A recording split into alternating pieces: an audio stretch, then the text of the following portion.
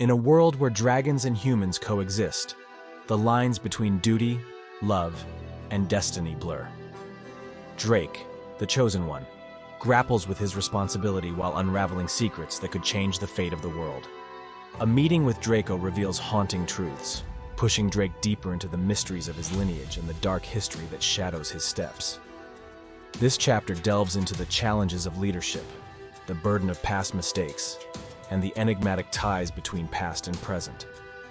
To master this new ability, I had to focus. Draco stood before me, urging me to concentrate, to channel my thoughts toward him. "Focus on me, reflect your thoughts, and direct them at me," he instructed. His words echoed in my mind, pulling me from the fog of uncertainty.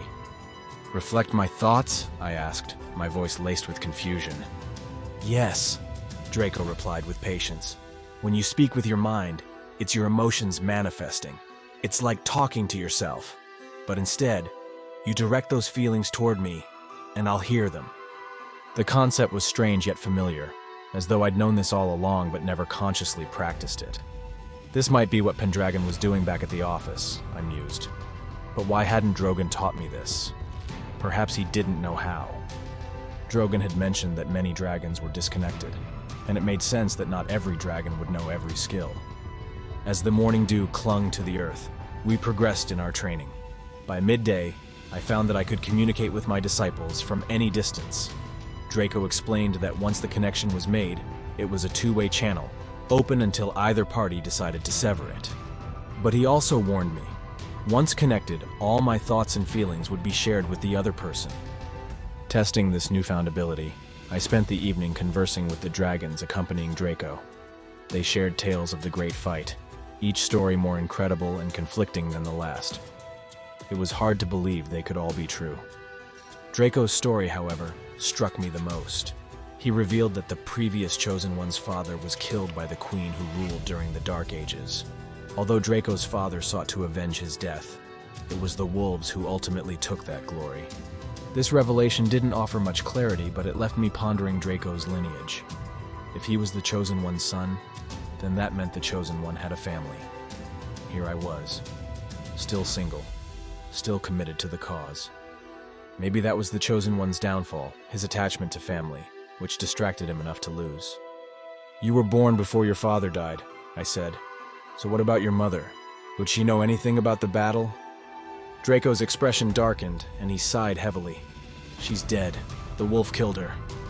The weight of his words settled over me like a shroud. It was unimaginable. With his eyes downcast, Draco continued. "My mother and father were the king and queen of the time. She died from complications during childbirth, before I was born.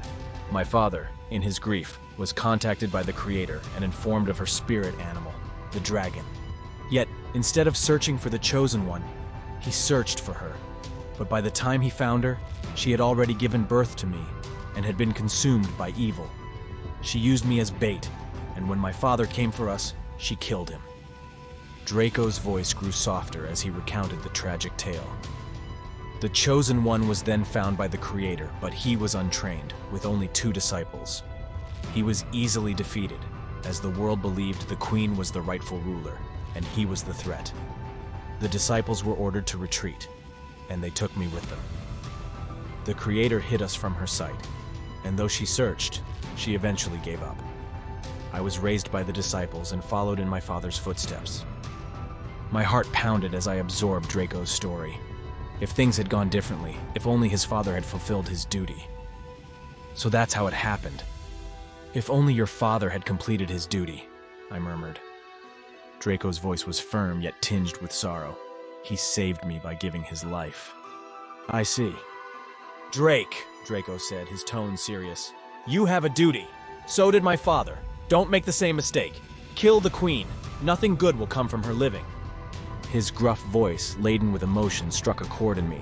How could he bear such a past? The shame of his family. What did Apala think of it? "Apala," I blurted out.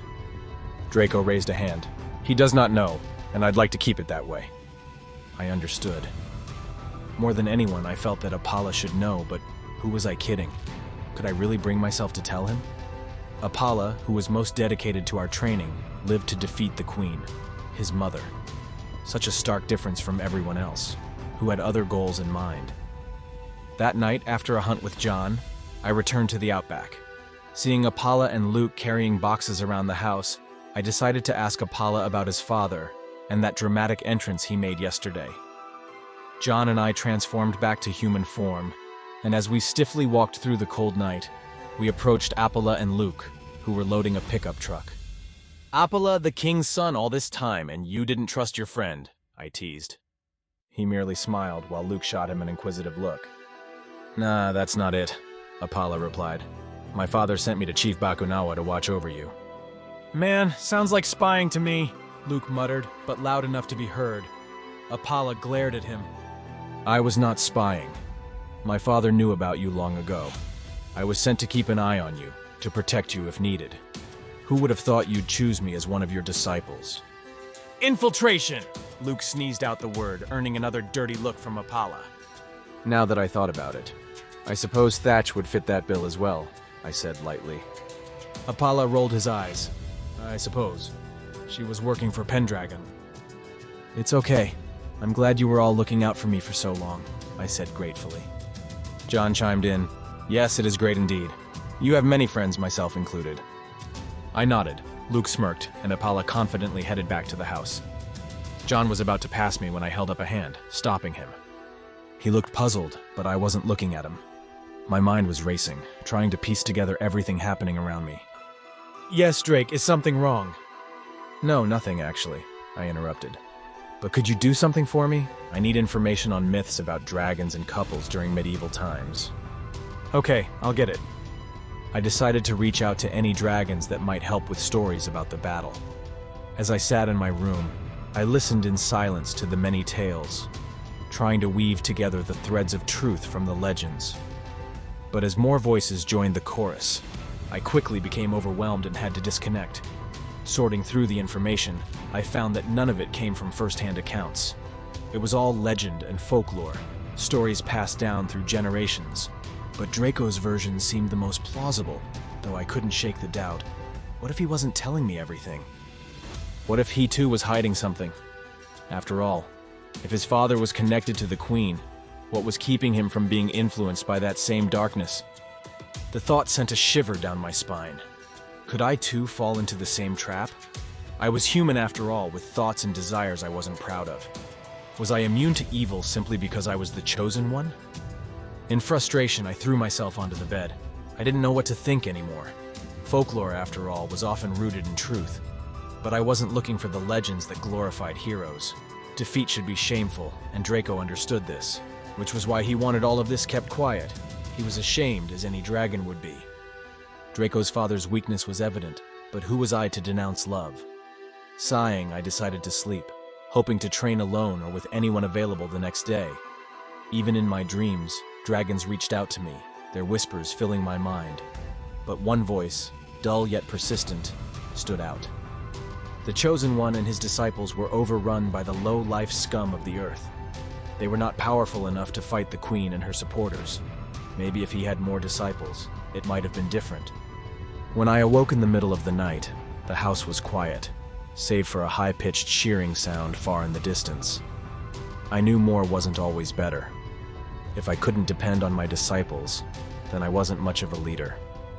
I would rather have a few loyal followers than a mob. But the Queen, was it possible she had help in killing the king?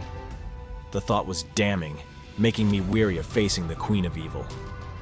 I washed up and headed downstairs. The sound was closer now. Opening the door, I saw the landscape bathed in darkness, the stars the only light. A shape moved in the distance, drifting inside the barn. Gathering my courage, I chased it inside, where a light suddenly shone on me.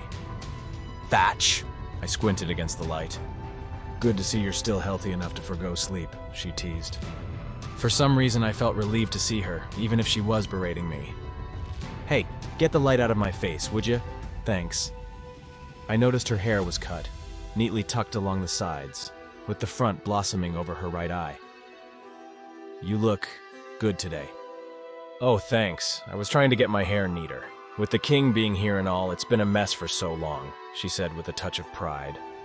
I sighed, walking deeper into the barn. I bet this life is quite stressful on you. You have a habit of assuming you know my feelings. I harbor no such thoughts. Such stress I would gladly chase for the sake of this world's survival. True, but I remember, Miss Thatch. It didn't seem that way when I asked you the first time. You make too many early assertions, Drake. The reason I was unsure was because I felt unworthy at first. And the king, I wasn't sure what he would say. Draco had his servants' respect. But I wasn't sure if my own followers obeyed out of respect for my command, or simply because they were told to. Draco is something else, I murmured, Draco's story still haunting my thoughts. Thatch, do you think a person can kill someone they love? I asked suddenly, meeting her eyes. Drake, why ask such a question? Random curiosity. She looked away, her hair bouncing with the sudden movement. No, I think love conquers all, even hate. So you could never kill someone you love? But many people enter relationships for things other than love. Money, fame, business, tradition, power. All these things are bartered for in relationships. She looked at me intensely, her eyes glowing in the dim light. I grimaced, shifting uncomfortably. You wouldn't know about such things being innocent yourself. Unless you're not, that is? No. I've been too busy with my destiny to think of anything like that. But my heart pounded harder as I caught her smile. I stiffened as she walked closer, passing by me. I turned on her emotions. You should ask Azazel out once this is over. Azazel? I blurted out. She talks about you when you're not around. It's only because of all this that she tries to remain professional and keep her distance. But trust me, she wants to be really close to you. She paused, then added, And you? I knew it. How long? Since I first saw you. Problem is, I don't like you. Like that, anyway. But don't waste your time. It's better a man knows heartache early on. I'm giving you that lesson now. I frowned at Thatch. A lesson was not what I was looking for. Does this look like a classroom to you? I asked firmly. She smiled but looked away, only the left side of her face visible. The thing is, you've all been learning for a long time, but you're all missing something. Each of us has a weakness. Apala has his pride. He's training now because he doesn't want to lose to you. He doesn't want to be the king's son. He wants to be Apala, his own man. But for that, he overexerts himself. I relaxed, thinking about Apala. Luke, well, his confidence makes him a real leader, but it can lead to mistakes. With confidence, you must have experience. John is truly energetic, always ready to help, but he's the least physically capable of us all. Azazel follows orders religiously. She's kind and stalwart, but she's too duty-bound and lacks the creativity to branch out or think outside the norm. Me? I lack passion.